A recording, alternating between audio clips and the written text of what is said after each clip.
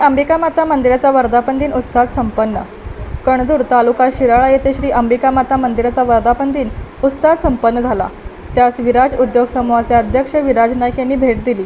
यावेळी त्यांनी श्री अंबिका मातेचे दर्शन घेतले। ग्रामस्थांमार्फत श्री नाईक यांचा शाल श्रीफळ पुष्पहार देऊन सत्कार झाला।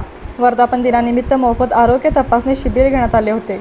शिबिरात चैतन्य मल्टीस्पेशालिटी हॉस्पिटलमार्फत रुग्णांची तपासणी करण्यात आली।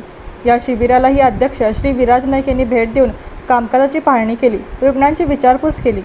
यावेळी विजय पाटील, बाजीराव पाटील, सदाशिव पाटील, अरुण पाटील, शिवाजी पाटील, अंगद पाटील, जयवंत पाटील, समीर पाटील, सत्यजित पाटील, गणेश पाटील, जयदीप पाटील आदी मान्यवर व ग्रामस्थ उपस्थित होते।